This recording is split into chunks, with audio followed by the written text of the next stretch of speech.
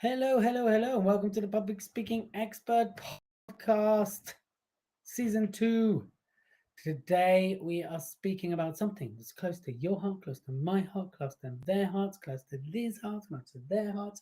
But first things first, welcome to Public Speaking Expert Podcast. We are here recording live every Monday in LinkedIn and that's right, in YouTube and various other platforms. And then we release the episode a few months down the line as well. So if you're joining us live on LinkedIn, hello, and YouTube, hello. And then, of course, if you are listening to this later on when we actually release this episode, hello, hello. So it's live recording every Monday and then released a few weeks down the line, a few months down the line. It really does depend.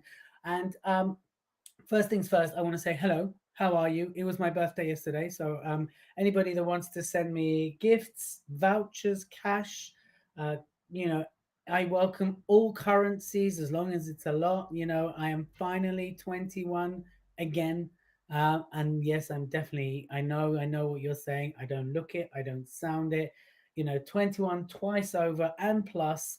What can I say? And if you're really interested to know my reflective thoughts, I actually did a lovely post about it on LinkedIn where I shared my life lessons so far and a few bonuses. But today is quite an interesting day because what we are going to be talking about is audience engagement when you're using speaking to influence. So if you're out there right now and you are someone that uses speaking to influence, if you're an expert that speaks, if you're an authority that speaks, if you're someone that stands on stage to influence people. So a couple of weeks ago, I did a really cool training with a charity where we moved them away from speaking to convey information to speaking to influence. So if you're someone that speaks to influence, today is your episode because I'm going to share about audience engagement when you're using speaking to influence. And this is really important. It was inspired by a couple of things. Number one, I always get this question. Number two, someone contacted me last week, a very experienced speaker, someone that's really good at what they do. And he said, look, I just need some support with audience engagement. I went, you know what? I'm your guy for that. But let me do a podcast episode as well because I just thought it'd be good for some of you to understand that. Now, of course, if I can help you with even more depth, with even more insight, knowledge, and understanding, feel free to reach out to me. You can reach out to me on LinkedIn. You can send us an email. And of course, remember to like, subscribe, and follow this podcast. Well, like, subscribe is following the podcast, and leave us a comment. That's it. Leave us a comment. And if you send me a picture of your 5-star rating, I'll send you a copy of my book because I can and because I want to. So do that. But let's talk about what it is that creates audience engagement. And a lot of people think that audience engagement just starts when you get on stage, and that is not true. And I talk about speak with authority. And one of my talks is how to do that. And one of the things I talk about is actually authority starts before you step on stage, right? And it's the same with audience engagements. Your audience engagement started when you researched the audience, right? So here's what's really important when you're thinking about it. If we're thinking about audience engagement, then it's really important to understand their needs. What are their needs? What are their belief systems? What are their values? What are their preferences in life? Okay, so how you talk to an accounting audience when you're speaking to influence will be very different for how you talk to an audience about diversity and inclusion. And again, that in itself is such a wide topic, or how you talk about personal development, or how you talk about your latest book. But understanding the audience's needs, preferences, and of course, what are their expectations? And this comes also from the questions you're going to ask the person booking you. What do the audience expect? Now, if you can meet their expectations when you speak to influence, then you're going to engage them. When you understand their needs, their belief systems, their values, again, you can engage them. And because, for example, if I went to speak, let's say at a church, right? Then, of course, their beliefs and values will be in some way embedded in the Christian faith. So, understanding how I tailor my thoughts, my language, my presentation to speak to that faith will have an impact on the engagement, you see, versus if I went to speak in front of Muslims or went to speak in front of Jewish people or Hindu, in Sikh, right? Do you see what I mean? So, actually, really doing that research. And of course, a personal development audience or a business audience or an entrepreneurial audience, when you understand the needs, the beliefs, the values that they all have. Now, of course, values and beliefs all change and everyone has different ones. But what's important is to really understand overall how you can speak to that. So that's going to help with engagement. Now, if you do that work before you step on stage, then you're already winning. The challenge is most speakers don't do this part. They don't do the research effectively. They don't do it well. And as a result of that, they actually lose the engagement part, right? And this day and age, it's very easy to research an event. It's very easy to research the audience. And of course, ask the question. Speak to your booker. Ask them these questions, and that will help you with that. Now, a great way, and this is something I train on when I do my signature talk training, when I work with people. Most people come on stage and go, "Hi, my name is Elliot Kay. I'm a professional speaker. I've got over 10,000 hours of speaking. I've written 6 books, yada, yada, yada." Now, while that's interesting, maybe not at the beginning of a talk. It's just not interesting at the beginning of a talk, period. It's really not interesting as a talk. What you want to do is really captivate the audience from the word go. You want to really hook them in. You want to pull them in. You want to cognitively jolt them, right? So when you come on stage, remember, if you've done the research and then you're about to open, do something that's going to grab attention, that's going to hook them, that's going to pull them, that's going to really get their attention and go, I'm interested in what this person has to say, right? If you just come on, shoulders tense, looking nervous, well, that's just a very different communication of what you're going to say. If you come on, like one of the speakers I work with a chainsaw, and you're standing there going, and be like, "Ooh, what is this all about?" So many thoughts will go through the head, but he's got their attention. Of course, some of you've seen, using different buckets to fill water, empty water, full water. All these things is what really, really makes an impact. Okay, so have a think about that. Excuse me, got a cough. I'm just gonna have some water. There we go. So have a think about that. How can you start with a hook, something visual, something that's grab attention, something that's going to set the tone, and you can do it in the right way as well. That's really important. And then, of course, how you lead the audience throughout that hook, how you come back to that hook, how you really embed that hook is going to have a massive impact on the engagement of your audience, right? The next one is using stories. Stories are so important, right? Part of influence is the ability to get people to empathetically connect with you, relate to you, and therefore go with you on a journey. And one of the greatest ways to do that is through storytelling, right? Use the right stories for the audience. You do your research, you might adapt your stories. So if you use the right stories in the right context and using the right bits of the stories, then you'll have more engagement. You'll be able to emotively meet the audience's minds, hearts, minds, but intellectually you'll be able to get to them in a different way. Again, I was working with someone recently, and she had an app she needed to convey to the world. She needed to explain. It's very data driven. It's a very boring conversation if you're just relaying information. But what we did is we found different stories to make different points of the different use of the app. Then it's not about the data, it's about the experience, right? It's about the benefits of what the app can do. And that came through stories as well. So think about that. Stories are an essential part of it. The other thing speakers get wrong still in this day and age when they stand and speak to influence is they just stand and speak. So they're not interactive. They're not enrolling the audience. They're not pulling the audience in, or they're not daring to challenge the audience enough. Now, again, you've got to have training when you're doing this stuff, because if you're confronting an audience and you don't know what you're doing and you don't have the experience of doing it, that can seriously backfire. If you're trying to amuse an audience, but it's not really funny or done in the right way, that can alienate an audience. A lot of speakers tell in jokes that they expect people to get, but of course, people don't get it, so they just feel a bit stupid and a bit alienated from the speaker. So don't do that. Be interactive, right? Use polling questions, enrolling questions. Use statements that get people to think and provocative. Pull them in with the "Are you with me? Give me a yes." All these bits and bobs. And say, "Give me a yes," right? But then no, yes or no, people. Are you with me? Are you following me? Every third to fourth slide, or every few minutes, you're going, "Are you still with me? Good. Let's keep going." There's a reason why there's hands up, and there's a reason why you use gestures. That's to be engaging. It's not to be teachery or everything has a different meaning. So all the different poses, if you look at things like Virginia Satir, you look at archetypal, there we go. We got the archetypal, use of your body, that all conveys something to create engaging. Yes. So the other way, of course, is polling questions. How many of you here have a red car, right? And all different ways, making sure they're talking to each other, turn to each other, and discuss this matter. It's all engagement techniques to use the room in a more powerful and important way versus just simply, talking at them. So that's another thing I really want you to think about is how can you make it interactive? And again, if we can help you with that, do ask. Visual aids, right? A lot of people just talk. Now, there are some incredible people that can just talk.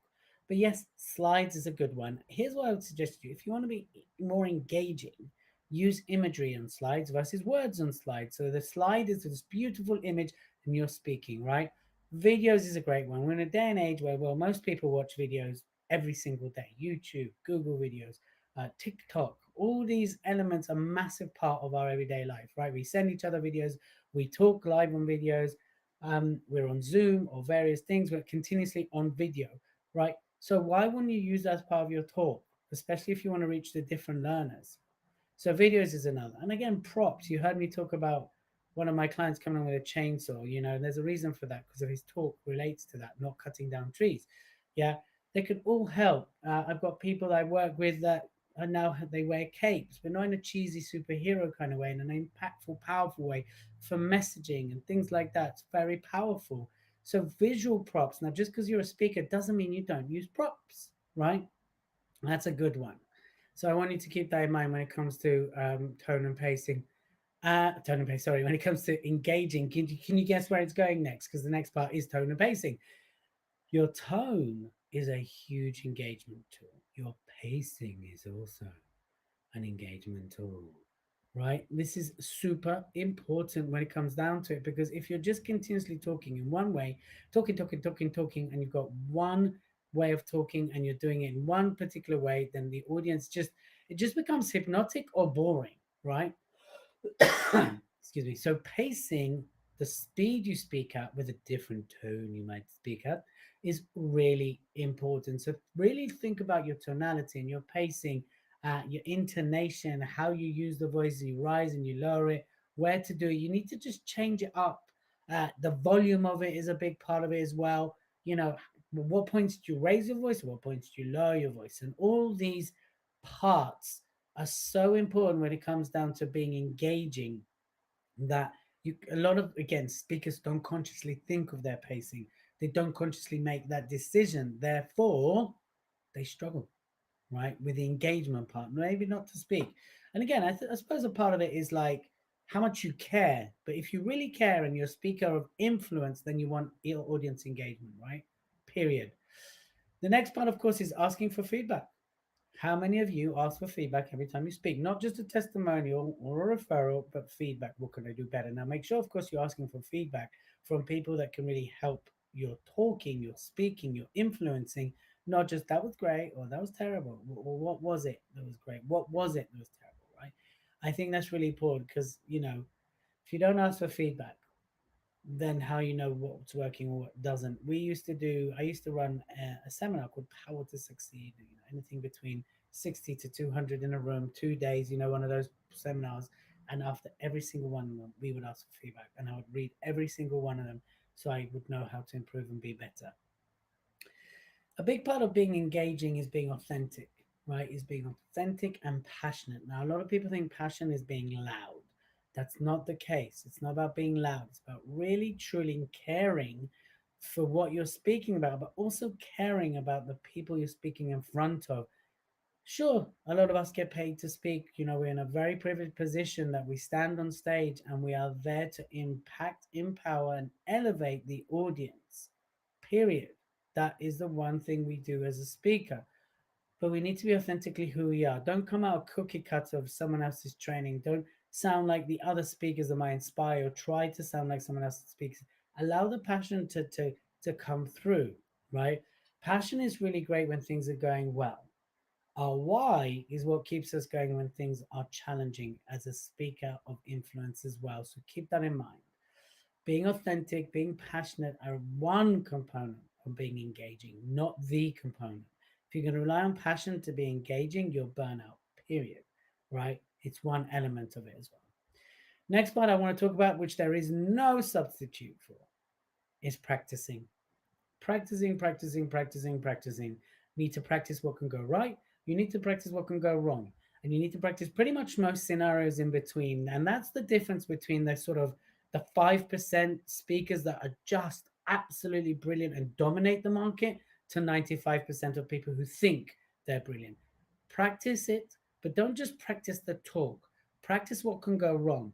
Practice what can happen if the slides go down. Practice what can happen if technology fails. I mean, if you're in a stadium with 10,000 people and technology fails, you're pretty much you're stuck. Like that's very hard to come back from. But in a smaller room, it's a bit easier. Learn to project in a way that will allow you to hit the back wall with or without a mic, right? So these are the things to keep in mind when we're talking about practicing. Can you practice the talk without any slides? Can you deliver the talk without any slides? What if the projector doesn't work? What if the mic doesn't work?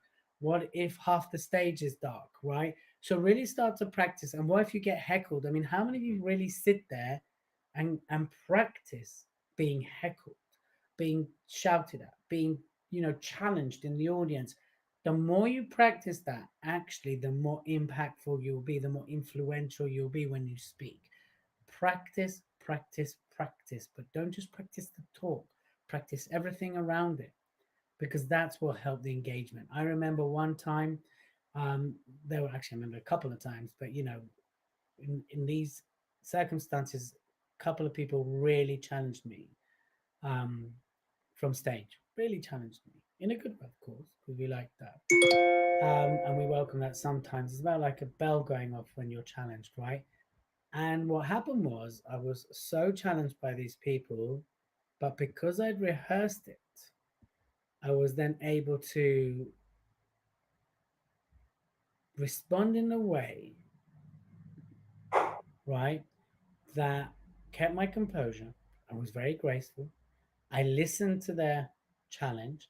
I was able to speak to them while being challenged, no matter how much they pushed back, to a point where the audience obviously got behind me.